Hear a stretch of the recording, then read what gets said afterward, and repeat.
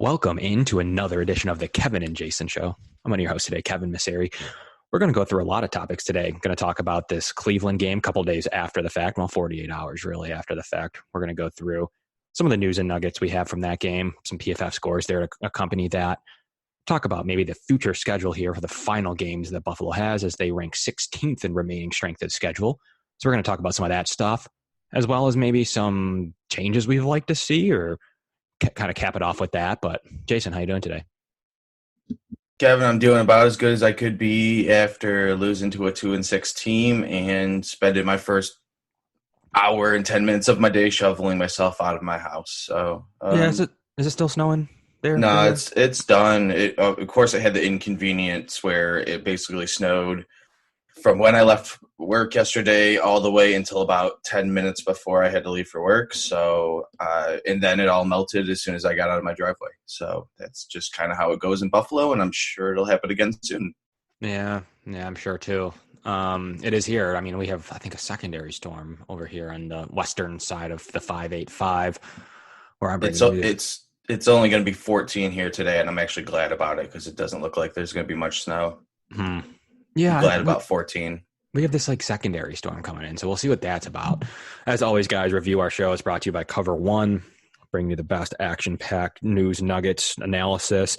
Check out all the shows that they have to offer and all the premium subscription options with Slack group, fantasy football. I mean, the whole 9 yards. There's a lot of stuff roaring. That Slack group roars harder than Twitter.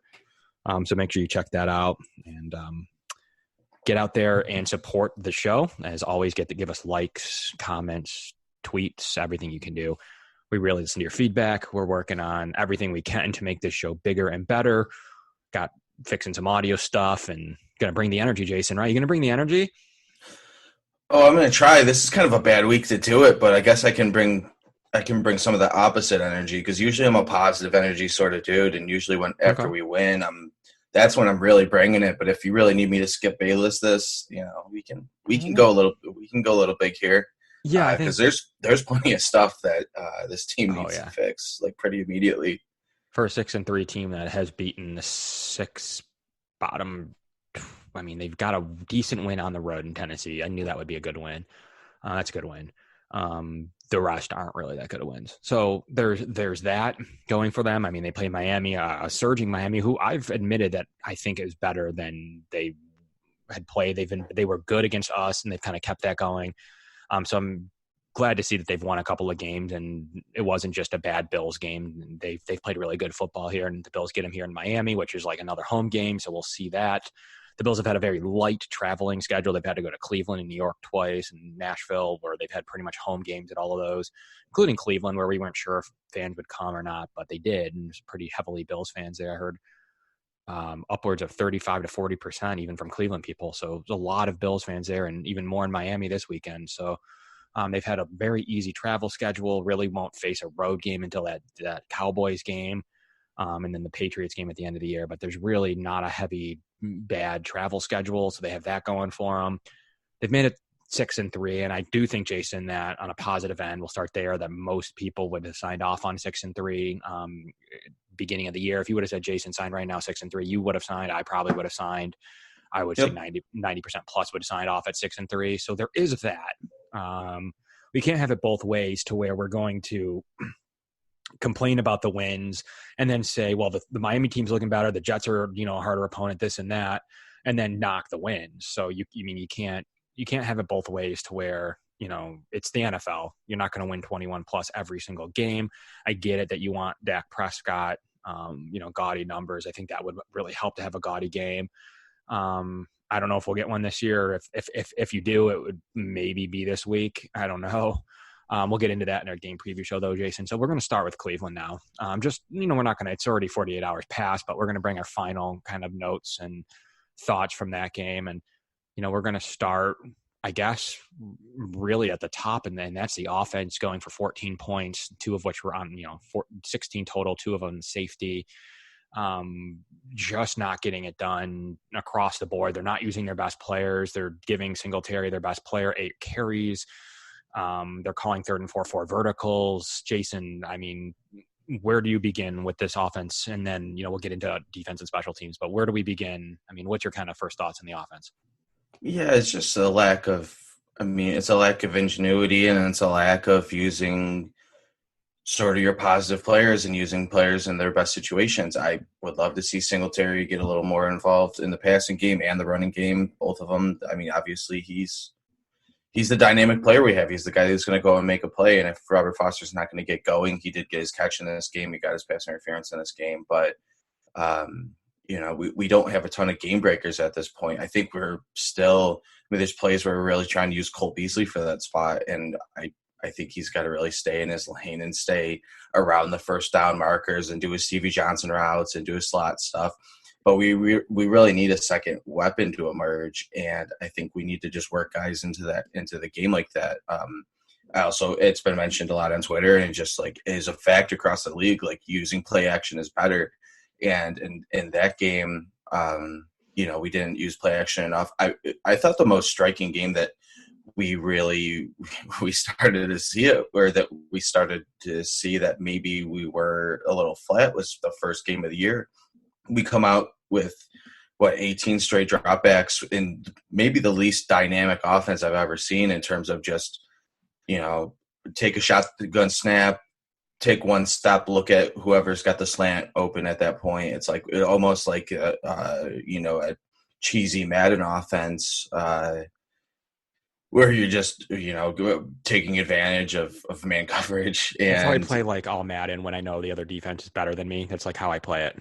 yeah, right. You're like, all right, well, at least I'll get a completion here, and 3 of these are going to be worth the first down. And then when you put, when you're adverse to big plays and you don't have an offense that's going to open up like that, throwing that many times when they're essentially run plays is now like a big disadvantage when you have a quarterback who's prone to turning over the ball. And he has done a better job with that, especially with the interceptions. I still think that you're really just wasting opportunities. And if you're not going to be able to go downfield, and I'm not even the 30 plus stat, like whatever, like nobody really completes 30 plus air yards at a high clip in the league. You'd wish that he would complete one, but just because he has a big arm doesn't mean he's accurate. I'm just talking, 15 yards downfield, finding Foster, finding McKenzie, maybe a little less Andre Robertson, Patrick DeMarco, and Cole Beasley, even in those situations, because we do have some fast, shifty players. And I think that, I just like to see a plan that's a little different than the ones before. Some people, I wouldn't fire Brian Dable this week. Like I still remember Dennison's and how frustrated we were with Roman, and people forget how terrible Chan Gailey was his final year as the head coach and calling plays. This isn't even the worst situation I've seen, because the total personnel I still think is better than some of those teams, but I just like them to see where they've failed and try to improve on it and try to do a different plan. But I feel like it's the same thing every week, and I think that play action and playmakers would make a difference as far as that goes. Yeah, and so to kind of go off of what you're talking about with Josh Allen and his completion percentage as far as comparison. So Josh Allen splits per PFF, 20 plus air yards. He's 11 for 40 for 327 yards with a touchdown and 2 interceptions, and that's in his career. Josh Allen, 10 to 20 air yards. He's 37 for 58 for 63.7%, 628 yards and 4 touchdowns and 1 interception. For reference point, 27% is only 3% lower than most quarterbacks. And then here you got Lamar Jackson's one of the best at it, 14 for 36 for 38% for 497 yards, 4 touchdowns and 2 interceptions. What part of the field was that? 20 plus air yards. And if you watch Lamar Jackson, like they have plays set up, he is throwing to the widest of open guys. And part of it's probably his threat to run, and part of it's the fact that Roman has ironically opened up that part of the game. But most of his touchdowns, and I know people can say Josh Allen's missing wide open throws, and there have been a couple of them that have been wide open, but in general, they haven't been open. Like no, they haven't. Marquise Brown going down the field in week 1, the 2 times that he did it.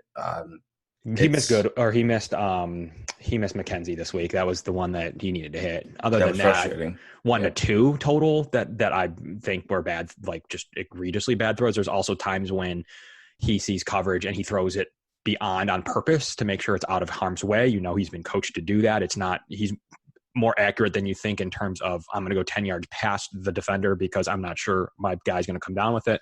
Meanwhile, you see Russell Wilson, whether it's 5, 10, 15, 20, 50 air yards, he will throw it up and just trust his guys like Jacob Hollister to one-hand it in the back of the end zone. I mean, it was an egregiously bad throw yesterday that Russell Wilson made to Jacob Hollister.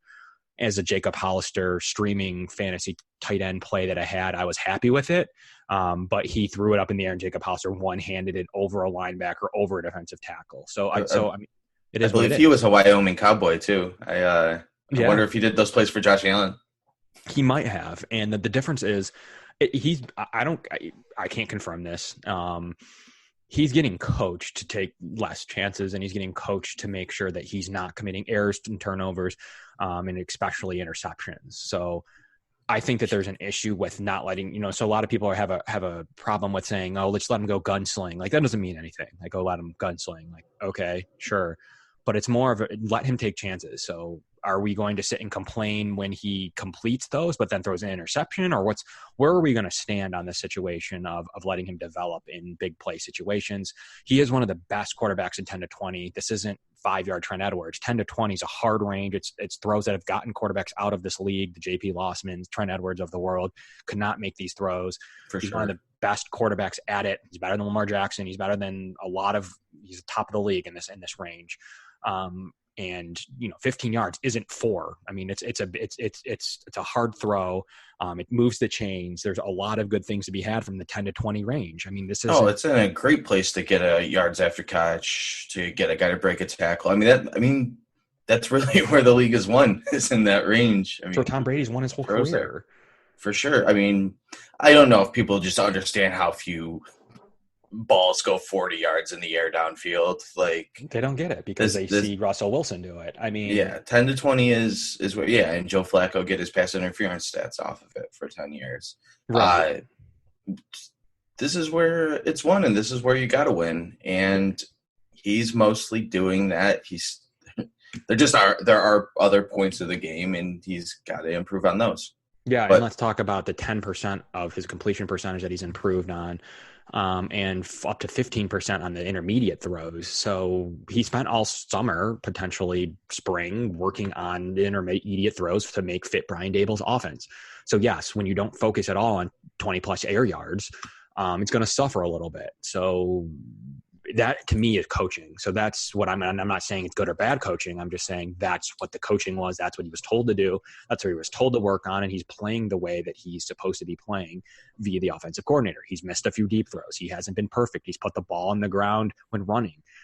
There's still those issues that do exist with Josh Allen, but I don't know that he's a great fit with Brian Daboll, regardless of who you want to blame. We can go back and forth a whole show, 2 shows, 3 shows, 3 weeks on Twitter about what the issue is. I don't know that they mesh together. And I think you're going to need to make a move, not because Brian Daboll's awful, and I tend to lean that way, but that isn't the purpose of this rant. The purpose of this rant is that I don't know that they go together. Are you going to get rid of your potential developing franchise quarterback? Or are you going to get rid of an offensive coordinator that's never had an offense ranked in the top 22, Jason? What do you do? I don't know. I have such an easier time with Josh Allen because I thought he sucked from the start. Like, I did not want to draft him. I didn't think he wasn't a first-round prospect for me. I just felt like the development curve was so long. We don't ever give these guys 4 or 5 years, which I thought was minimum necessary for him to be an effective player. He's already a reasonably effective player, so he's ahead of what I thought. I think a lot of people are looking at the 7th pick and saying, this guy's got to be immediately good in his second year. And, A, he wasn't going to be.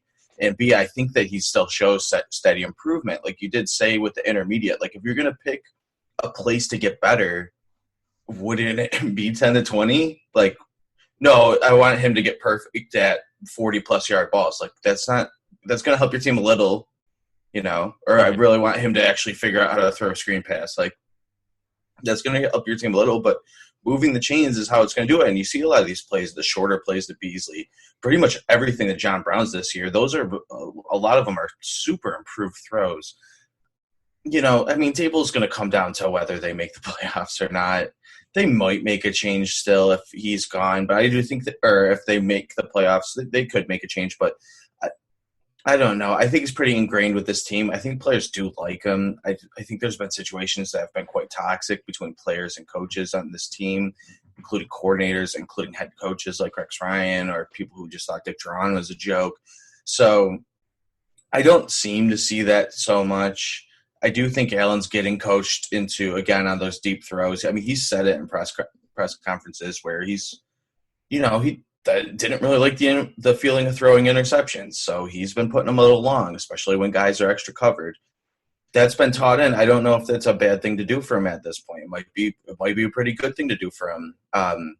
He also has the problem with, he's got shorter receivers. If you don't put Duke Williams in the game, if you don't feature Robert Foster, they have short receivers. They called them the Smurfs. Everybody thought that was cute.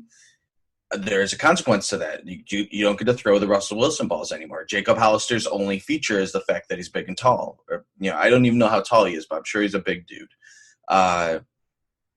So, I mean, there's a lot of factors going on. I would say if we just had to ultimately rule on what's going to happen, I think the playoffs are going to – I'll say this. I think like a 9-7 or lower, and I think there's a high likeliness he gets removed.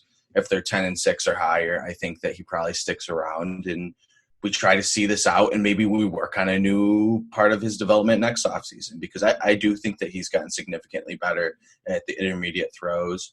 Maybe we can teach him to hold the ball a little better, or maybe complete those deep passes to everybody's satisfaction.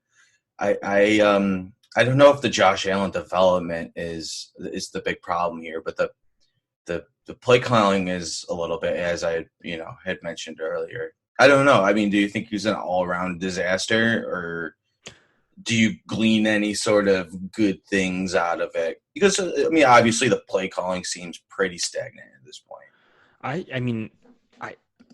There's a lot of discussion on whether the two are mutually exclusive or not. And I have to say, if you don't blame the coordinator in this situation, when would you? I don't know that he's using his best players. I have seen now. Could this be a bigger coaching issue with McDermott? I guess. I don't know that I want to go down that rabbit hole. I've seen players that are kick returners as my receiver twos and not playing your better players. I have an issue with the amount of carries so you're going to play. So the final snap count note from the Cleveland game that Singletary got was 46 snaps for 67%. Why does he have 13 touches out of 46 snaps? It doesn't make sense to me. I don't like it. I think there's an issue when you're playing the 30th ranked run defense and you're having you're struggling here offensively. They shouldn't have been struggling. I thought Singletary was good. I thought Josh Allen had some interesting plays. Once again, we're not expecting 27 for 30 with 4 for 4 and 40 plus air yard throws.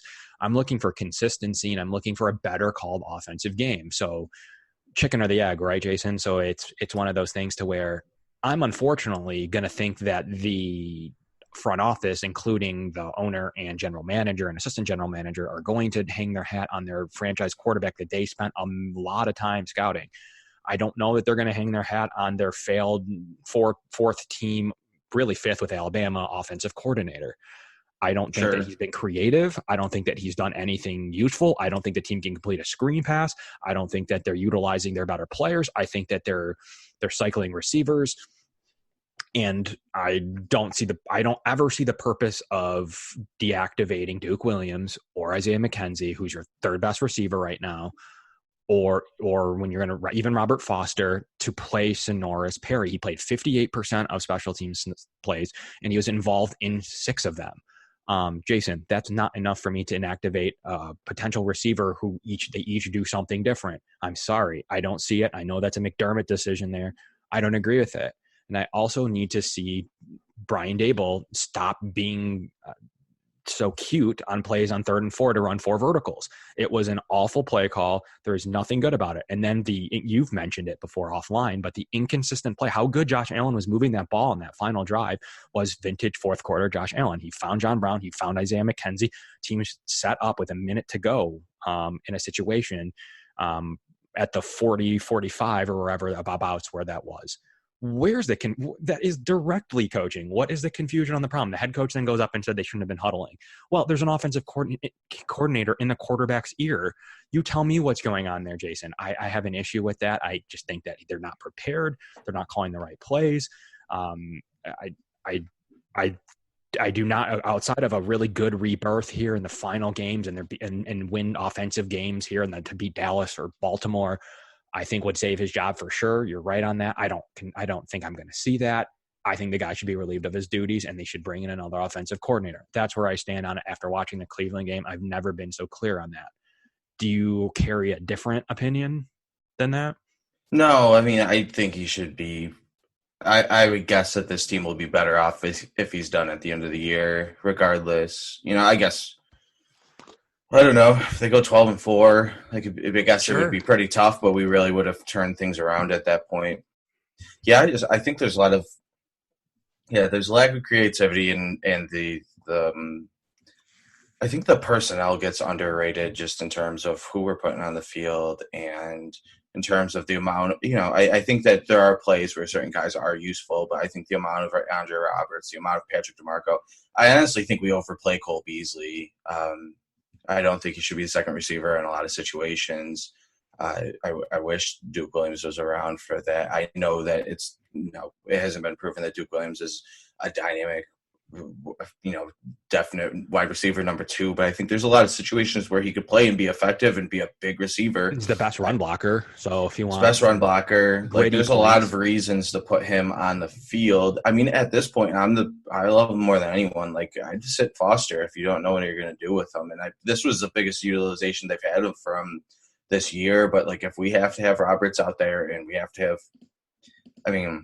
we don't have to have Sonoris Perry, but I'd rather have TJ Yeldon on the active than Perry, or a final receiver.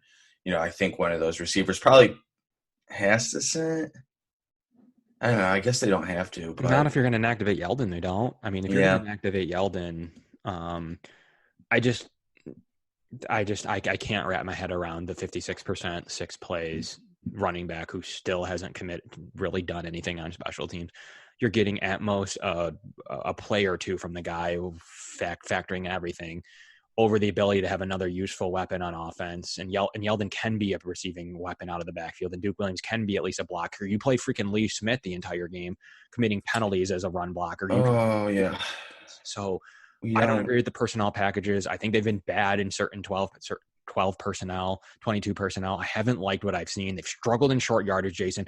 When Josh Allen was 2 for 2 and Devin Singletary was 1 for 1 in goal to go situations or 1 yard situations, and you run Frank Gore for an 0 for 5 clip against Washington, I have an issue with it. I have a big issue with the way you're playing your personnel, with the way you're calling your games. He struggled. He's been really bad. I'm sorry. The Bills need to move on from Brian Daboll.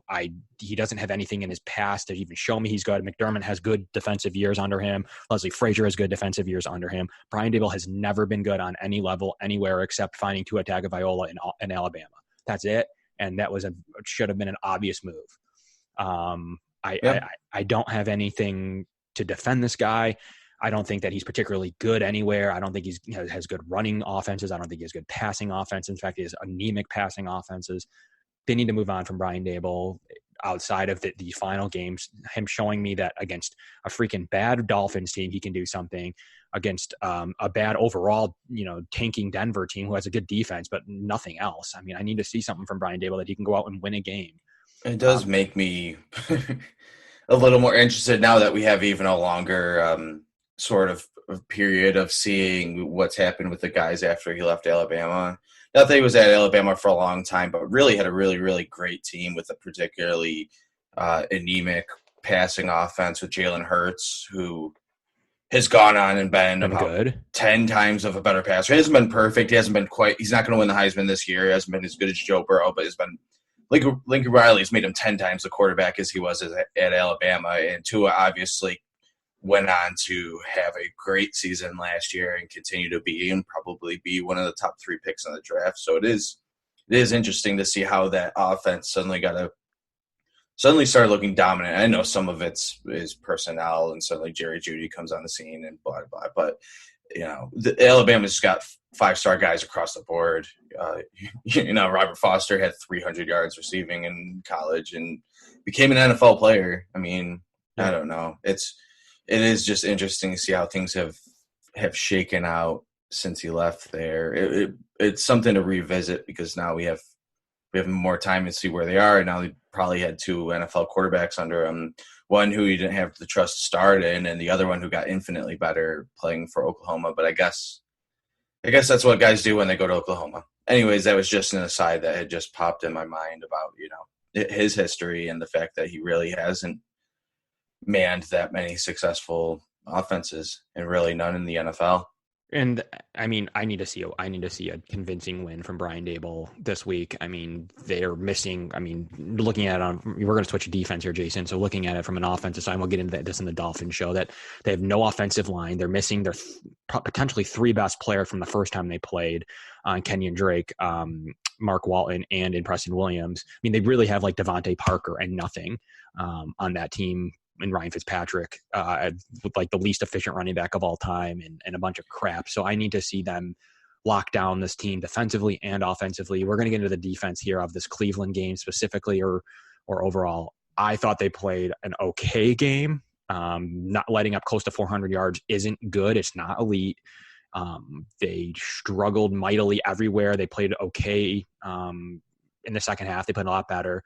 Tremaine Edmonds was hot and cold as always, where he just one of the worst first quarters I've seen from the guy, and then he just bounces back and is one of the best players on the field in the third quarter. So there's that kind of inconsistency of Levi Wallace getting picked on. You have the defense eligible to win this game at the end of the game. The Bills offense did what they needed to do, at least at the end, to put them in position, and the defense needed to come up big. Instead, they let him drive the field. Instead, they let Baker Mayfield drive the field, give up big throws to Jarvis Landry. What did Cleveland do in crunch time last week against Denver? They went to Jarvis Landry. What were we doing? We were running a zone defense, allowing Jarvis Landry to go across the field, getting trailed and made a good catch, but it just wasn't the right defense called in that situation to me. Jason, I don't know that this defense – I watched San Francisco yesterday, and they made plays for a struggling Jimmy Garoppolo. They made plays to keep them in game against a really good Seattle team the entire day. Now, that's an elite defense. I don't think you can call the Bills an elite defense. They don't do anything particularly overly well. They don't stop the run at all. They stop the pass decent. They don't get after the quarterback enough. They don't turn the ball over enough. I'm having a problem with at the end of the game with a crowd behind you almost against – a 2-win Cleveland team. You need to make one stop to win that game, and they don't do it. Where do you stand on that? Yeah, I mean, I think they were that last stop away from having a pretty good game overall. If you weigh it out, it's hard to keep teams under 20 points in the NFL.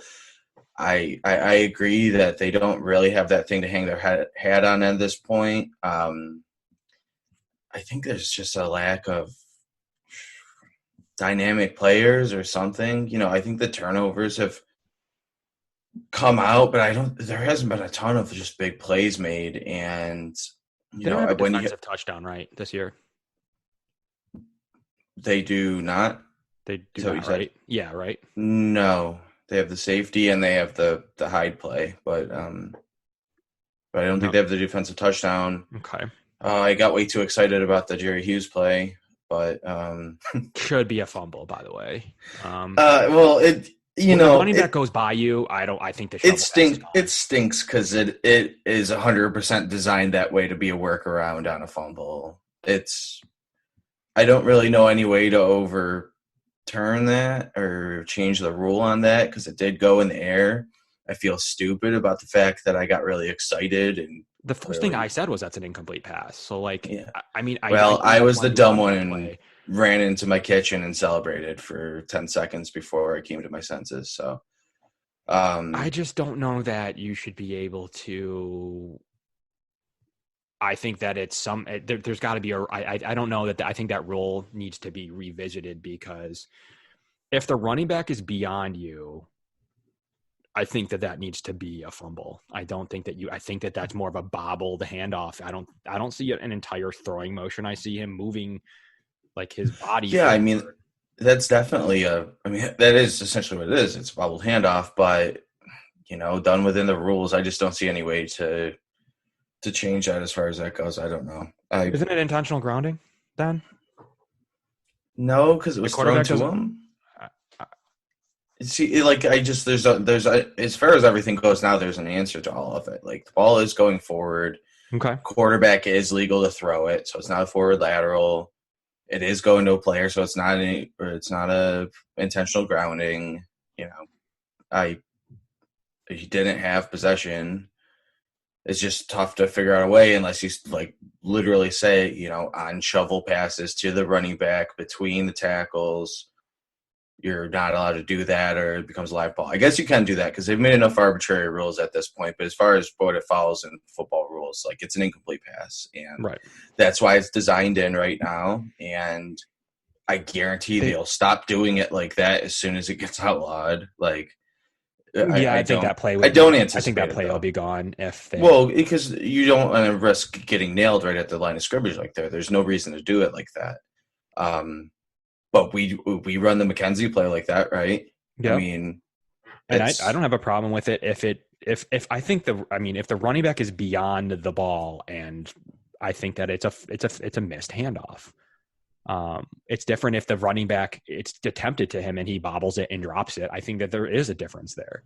Not that McKenzie's done that, but I'm just saying that I think that to me is the difference. I don't know how you govern that, but I think it's just tough to govern, and I don't know for the amount of times that's going to affect the game. I'm not sure. I need that might be the like only one this year. I'm a less rules person. I'm a free economy football fan. I wish there were less rules. I think the more they complicate things, the more they usually get things wrong. But isn't that a fumble in no rule football? Wouldn't that have been a fumble in the 90s? No, because I mean No? it's a They still would have called that a forward pass even in the 90s? yeah. It's just if it's going forward and he's making the arm movement, and if he I thought they fumbles it had to into the running back, move that into the rule book of that being a forward pass. I don't remember now. That constitutes as a forward pass. I think that's a fumble in the 90s. I don't know that 100%. Anyone that knows that, feel free to tweet us. I'd have to think about a specific situation that happened because now that doesn't seem like because again that sounds like total NFL to make a rule more complicated. Right. It just seems like a going forward. Not to mention it would have anyways because there was no review. So I mean, I guess that would have been beside the point. Yeah, able to review away from it because live it looks like a forward pass. I just know how you run that play on purpose, or excuse me, live it looks like a fumbled handoff. But yeah. I just know that play's ran like that because they can constitute that as a pass. I don't know. The way that Baker Mayfield ran that play too wasn't particularly good. That's why I wanted him to get punished for it. It wasn't even like close to being the right read. I don't know. I didn't like. No, he messed it up for sure. He messed it up. His running back's way beyond him. Yeah. Really what should have happened there is he kept the ball and got sacked, but instead he gets bailed out with an incomplete pass. That's truthfully what should have happened there. Well, if you're a good quarterback, you learn how to successfully throw an incomplete pass. Maybe Josh Allen's right on these deep throws because the thrown away balls. I don't know if you saw the stats on that. They're somewhere. They might be on the NFL.com's next gen stats right now, but like Tom Brady's like double the rest of the league. He's thrown away like 31 balls this year or something. Like sacks are borderline turnovers, like depending on the situation, of course. So being able to competently incomplete the pass where it's not a turnover and it's not a sack, I mean, it's a good play. Like it's a really, really good play. And I don't think that's what Baker Mayfield did in that specific spot. I think he almost did whatever he could to turn the ball over there. But I just need to see this defense step up there. And I don't think that they were on the field for an egregious amount of time. I don't think that they were super worn down at that phase. The Bills had driven down and scored a touchdown. I need to see them make one more stop. I don't need to see them get 4 sacks in that drive. I just need to see them make a stop. No, in general, going back to the original question you asked about them being an elite defense, like I was pretty sure that they were going to have a pretty good chance to be between, in the top 5. Right. But if you look back in history, like it's pretty tough to have a number one, unquestioned defense without a dynamic playmaker, usually a pass rusher. And they have one very good one that doesn't get a lot of sacks. They have one pretty bad one who does get a lot of sacks this year. But you don't have that dynamic presence, and usually when you're talking about teams that are changing defenses, the teams that really frustrate other teams and make plays are the ones that cause turnovers and have guys like Khalil Mack or have guys like Von Miller come through and totally wreak havoc. And there are days where you can have a guy like Myles Garrett on the field, and because you have that guy, you have the elite defense that day. And that's probably the toughest thing. And we've had a lot of teams in history where we've had one of the better defenses, but it's a low, think about like Jim Schwartz and whatever. It's a low pass rush, high coverage, sort of let them dink you and dunk you, but overall, like it's really hard for teams to drive 75 yards every drive. The problem is that team starts to become a reasonably average defense sometimes when you get into the situation where the other team needs to win the game and the other team has their best plays and has their most focus and it needs to go and make something happen to win the game. You don't have that playmaker, and that's the drive you end up giving up. You end up giving up points, 19. It's just, I would rather have the dynamic playmaker defense with a couple of those guys like your Von Millers and Khalil Macks. And those guys are hard to get, but we don't have one. We have guys that I think might be able to be one someday. I think Trey White's a really, really good cornerback. Yeah, he's close. But, you get a Troy Polamalu, Earl Thomas, Khalil Mack. Returning their entire second and really their entire defense next year. I mean, there's no one they're missing except Lorenzo. $90 million. There's a lot to look forward to, and we'll obviously going to pound the pavement on that. It's going to be good next year, but what you really want is you want Ed Oliver to become that guy. I think that's why you draft him, and I had no expectations or delusions that he was going to be that guy this year, but I do hope that he improves next year. Because he can't be out there as a 3-down guy right now. They don't trust him like that. I think he's been a little better than people and the Bills in general are giving him credit for. But I think they saw that they had 10 guys returning, and they had one guy that retired, and they said, you know what? Out of all the guys that are left right now, this guy has a chance to be Aaron Donald. We should go for it. Yeah, and then I just think they need to do a little bit better job. We know what this team is. Everybody knows from McDermott, the defensive coach McDermott knows what his team is. He knows where he is with, the Dable Allen argument or whatever other argument you want to make on offense. You need to come up big in the situation. They didn't. You can say, well, you need to score more than 14 to 16 points. Sure. That wasn't the situation. I just think that they have one drive and one long drive. It wasn't like the team started at the 30. I think they need to have one drive and win a football game against a bad football team. It's not against Tom Brady. It's not against Aaron Rodgers. You're playing a struggling Baker Mayfield who has struggled to do this in weeks past. I think you need Can I do breaking podcast news? What? Because I guess this is important. Our Week 16 game against the Patriots has been flexed to Saturday at 4:30. Yeah, it's actually where I was just going to go. So okay, I just didn't want to miss the breaking news on the podcast by time everybody will know it by time this is released. But I figured maybe it would be something to chat about. Yeah, no, I mean, the segue into this was going to be the remaining portion of the schedule. Kind of the final topic of the day. Before that, Jason, special teams, I'm going to give it 2 minutes. I'm not going to give it 30. I'm going to give it 2 to revisit the kicker problem that the Bills currently have. They currently have Steven Hauschka, who missed 2 big field goals. For some reason, we like to give pass on 50-plus yard field goals, which they're made at a 60% clip, but our kicker's 0 for the last 5. Okay, that's fine. He's also 14 for his last 24 since that Henry Anderson hit in the Jets game of last year. Okay, are we going to blame that on a 58% field goal kicker? It's an issue. He's making $5 million, got a really cockamamie extension to begin the year. I don't like anything about this. I think he's got a dead leg. I thought he struggled at times in preseason when everyone told me, oh, those are the only kicks he missed in the entire preseason. I was at training camp. I thought Chase McLaughlin had a better crisper leg than him. And yeah, Chase McLaughlin missed the winning field goal yesterday in perfect fashion after having a really off the freaking street, had a really great game, a better game than Hauschka has all season. I went 3 for his first 3, making just a cold veined field goal to go into overtime, which I would have loved to be at in the first place if we could make a 34-yarder to end the half. But that's beside the point, Jason. Stephen Hauschka is an issue. I think with a $5 million dead cap, he's the 9th highest paid player on the Bills. He's certainly not playing like that. He's got a cool nickname. I know John Murphy likes it. People like Hausch Money. They think that's funny.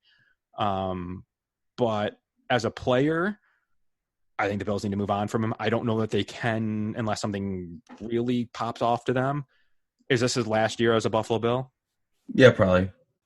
Like he'd have to really turn the season around at this point. It's hard. I've given him a lot of breaks on the second half of last year because I really thought he was hurt because he looked hurt and he was kicking like he was hurt. He was kicking like he couldn't kick a ball really. He's kicking like he can kick a ball this year, just not particularly accurately. And I think he's a little shook, and sometimes it's a confidence thing, but he's also an older player, and maybe it's just that he's not hitting them anymore. I think certainly if he keeps going at this percentage, he's done. I think in general they'll go back, and even if he rebounds pretty well, he's just not hitting over 45 right now, and you have to be able to do that. And there's a lot of younger players in the league that are starting to do that. There's a new wave of kickers coming through. You might not be able to find one out there in free agency right now today, but I think at the end of the year you'll have a real chance at that. And you need to practice what you preach, because he's a kicker that has a funny nickname that donates to the community or whatever he does. You need to treat him the same way that you treated LaShawn McCoy, and that as an overpriced aging player. Toward the back end of his career, he's going to be making $5 million this year. Next year, he only has 1.25 dead cap hit. You can get a kicker for 450 to 950K. That's borderline as productive, especially as a guy that's kicking all year. We're not looking to make a weak change rate on the nose like San Francisco just did with Robbie Gould. Then he still went and made 3 for 4. I mean, I would have signed off on a piece of paper for 3 for 4 after what we saw out of Hauschka last week against Cleveland. So at this point, you need to treat him like you treat any other player in the roster, what you preach.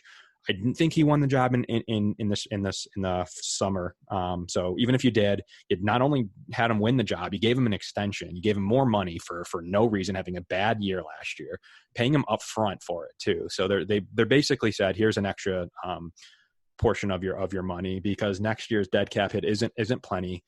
You got to move on from the guy. You got to move on from like you did, and consider the fact that he's making too much money as a kicker when, McCoy was making too much money as a running back comparatively to, the Gore and the Singletary thing. I mean, I think that it's a similar situation. Obviously, running back's more important, but you got to treat kicker the same, and you need to practice what you preach for a 35-year-old kicker, Jason. So yeah, I mean, I think that he probably barely won the competition this summer because I think McLaughlin they probably saw in college, and whatever they had seen in scouting him, these guys just go to kicker camps and just kick and they go and compete against each other.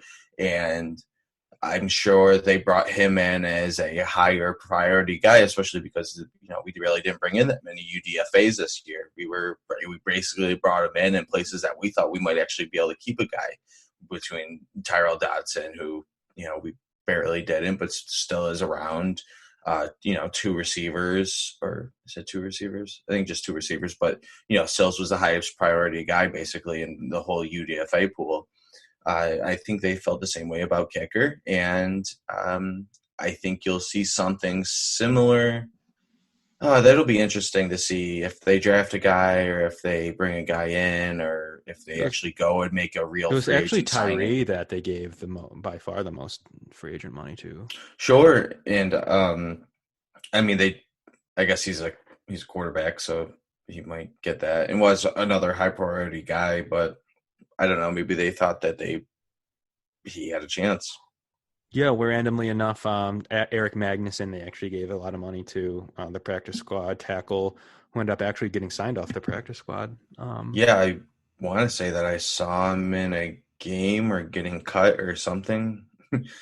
I just saw his name pop up again. So Yeah, so they paid him somewhere. to I think they signed him late. It was really late in the off season, but that's kind of the wrap on the offense, defense, and special teams. I mean, could you get me going on special teams for the next 20 minutes? Probably, because it was clear to me that at least, Chase McLaughlin's not going to hit 100% of kicks. He made one to bring the game into overtime. It was more than Hauschka's done lately. He hasn't made a kick over 46. McLaughlin made a 54-yarder in preseason and went 3 for 3. He won the job to me, and also saw him in practice, and he looked really good. Not going to make, once again, going to miss some kicks. It's the NFL. I don't expect Hauschka or anybody to make 95 plus like Gold did last year. But I do expect 85% plus. Like, I think that you can't miss both of those. If you miss both of those kicks, I think you're cuttable. You're not making your long field goal and you missed an easy field goal. There's no reason to shank a 34-yarder in that situation. Nothing was bad about that play. And you miss them, I guess, apparently. But then you go and you're not even close on your long 52 or 3-yarder.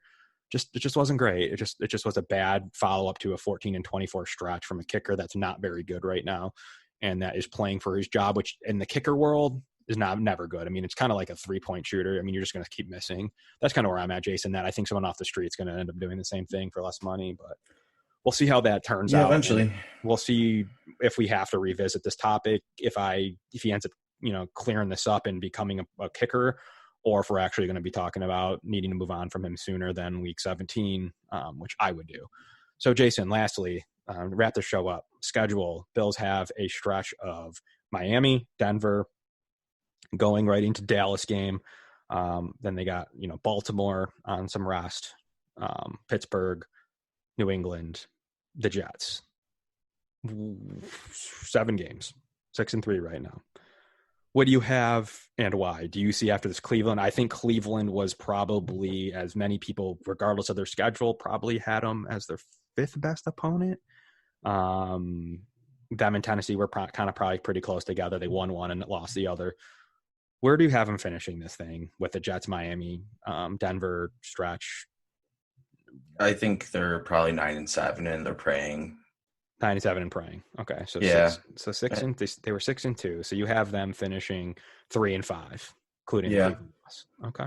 Yeah, like if I didn't think that the Dolphins were going to try to intentionally lose this week, I'd have us losing this game. Honestly, I would be picking against us this week. If what? If I didn't think the Dolphins were going to intentionally try to lose this game, and I don't mean fully intentionally, but I think anybody injured is not going to play. I think they're spooked right now. They're falling out of quarterback range if they win 2 more games. So I think some strings are going to get pulled.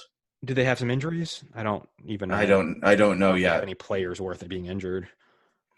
No, but I mean, Williams is already done. Who else did you say? Walton 4-game suspension. got suspended or whatever. Well, we'll have to see. I don't know. I'm not going to say that they're going to throw the game. I'm just saying that Okay. I don't know if they're going to do everything they need. And yeah, I mean, I think they've got their 2 wins, so it's not like they're going to be on the winless schneid. No, I mean, I think that they'll be able to do Dolphins, Broncos, and I think it's going to come down to they've got to win one of Cowboys, Ravens, Steelers, and Steelers is continuing to become a tougher game, and not even just a tougher game, but a more important game. I mean, now it is a playoff game. That is a playoff contention game. And yeah, it's funny because if they win that, they can almost, not that they would, but they can drop both they can almost like drop the Patriots and Jets game, because that's how you would get now you'd have the tiebreaker of Tennessee and Pittsburgh, 2 of like the 4 competing teams. Yeah. I don't know. I think that might do it. I think that might be the 9-7 and pray beating Pittsburgh. I think that there's a means to the end there. And that gives you a chance to be 10-6 if you beat, New England or the Jets. Yeah, I think there will definitely be some wild card and in the hunt scenarios going on during the Jets game. Now it depends on how far in or out we are of it, but um, yeah, I mean, If they're 8-7 at that Jets game, Jason, I don't. Do you think changes are made? like after the year, I Yeah. mean, I Dable, yeah, I Okay. would say that's it. You'd say that's it. Okay. Yeah, I still like if you went through this year and even before the year, and we had a 40% harder schedule, like I think most people would think we're like a 7-9, 8-8 team, and we got out to a good start, and our schedule was even worse than we thought it was going to be, and I think a lot of people got super optimistic as they do every time, as they did the last time we went 5-2, as they did the last time we went 4-2, with teams that weren't quite as good as those records. And this again, like I wanted to close my eyes to it, and I think this team is probably better than the team with Trent Edwards that went, but I Yes. think I don't think this was a normal 6-2 team. No, I I mean think, DVOA said it was like the second or third worst one ever. yeah, Um, the stupid FPI, which I think is terrible, has us as like the 26th best team in the league.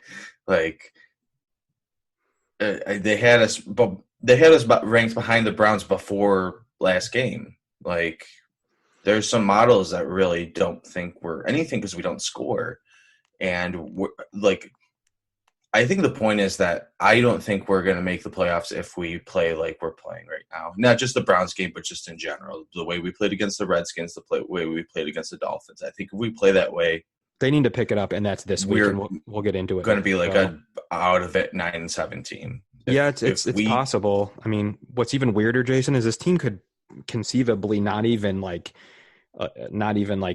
I'm so optimistic. We'd be 8-3. Like 8-3 is like 90, I think 95% playoffs. yeah, Like, they and should be 8-3. they should be 8-3, and any single fan in the world would have signed off on 8-3. But then they could conceivably lose all 5 games on the stretch. Maybe obviously that Jets game not at home, but Yeah, they could really easily lose the next 4, yeah, no, for sure. I which would be mean, the Dallas, Baltimore, New England, that stretch. I don't think the Broncos are like a freebie either. Like I don't think that's that different from the Browns game. Like I think The Browns beat Broncos have one good unit. the Browns lost to the Broncos Yeah. just So the week prior. I'm not going to take anything as a freebie anymore after this game. I'm hoping that we pull it through against the Dolphins. I think their motivation to win is pretty low at this point. I think the Broncos are probably going to try to do more If to you win can't in beat that a game. Ryan Fitzpatrick, Brandon Allen stretch, I just don't know. I don't know. I don't. Yeah. I don't know. At home too on the going to Mile High. Okay, there's always a chance of a screw up there. You're at home. They're traveling to the East Coast. You have Brandon Allen in the weather. Jason, if they can't win that, it is over. It's over. Like it's Yeah. it's over. And I think that they need to really reevaluate some things. If they're not sitting at 8-3, they had their mess up game, the 3-week mess ups, and they went 1-2 in them. And then with the Eagles, Washington, and Cleveland stretch, they had that 1-2 like really bad football. And then throwing the Dolphins, sure, they went 2-2. They had their little lull in the middle of the season. This is the week that you pick it up, and we're going to get into that in our next and final weekly show with the Dolphins game preview. This week, probably record that on Thursday in a couple days. So tune into that, please. We'll pick this conversation right back up on what the Bills need to do to be at that next level. And like you said, the Dolphins lacking motivation. I mean, they need to go out there and have that win, even if on a 2-win team that played a lot better. They played the Steelers decent. They played the Bills decent, beat a backup quarterback, but they still took care of the Colts. I mean, that's still a good win. Yeah. And It'd be our second best win. yeah, right. So there's a lot to do. I think the only thing that's saving the Bills is the AFC sucks. I mean, a backup quarterback to Pittsburgh without James Conner throughout some of the year is right there in that 6th spot. Indianapolis isn't very good. Oakland's there, at one point considered a train wreck. I think there's a means to this wild card spot. I don't even if they played okay football, there's a means to 10-6. Sure. If they go in Pittsburgh and win, the season's different. But Jason, we're going to need to get through to we're going to need to get through to Miami first. This is a game where they need to get their 7th win, really put statistics in their favor with a backup quarterbacked Broncos team, which doesn't have a very good offense at all, coming to town in potentially bad weather. This is what we're looking for to get to 8-3 and play with, no pun intended, house money. We're going to play with that to see if they can beat that, or to see if they can beat shock the 5-4 Cowboys or even the Ravens. I mean, there's no gimme losses, just like there's no gimme wins. I firmly believe. Sure. Especially if you're lumping all three as the New England, Baltimore, and Dallas is all 3 losses.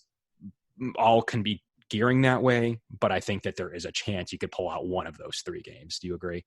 Oh, I mean, if we get on here before Thanksgiving, I'll be picking the Bills to beat the Cowboys. Like, there's no way. I already know that I can feel that. I can feel myself getting excited They're about that. 5-4. Yeah, I mean, I'm just as worried about the Steelers as I am about them at this point. Okay. I think that I think we could put together a big game if we had to. I'm more worried about. You get the Ravens on extra rest. I'm not saying that's a thing, but it's at home on extra rest. Yeah. No, I mean, the fans are going to be up for that one. That's the game everybody's going to the rest of this year. Yeah, I don't anticipate anyone being like, I know they'll be good fans there, but the Denver game's going to be a tough one. Just opponent quarterback, potentially weather, chance to be let down. That might be the game that's limited people, but they go out and beat the Dolphins handily, Jason. I don't know. Maybe not. No. I mean, it only takes 1 week for people to get excited again. We'll see. I'm sure people would love to see an offense before they buy any more tickets this year. Going out and beating Miami 28-6 would go a long way for everybody at this stage, rather than another similar 1917 win. And then expecting people to be super high on this Denver game. It's going to be a tough one, all things considered, but we're going to get into that game here in the next couple of days. Really appreciate everyone tuning into this random Tuesday episode, which we don't do very often. We'll still try to hit our Mondays going forward. Lots of good stuff. As always, the show is presented by Cover One. But from the Kevin and Jason show, I'm Kevin. That's Jason. Thanks, guys.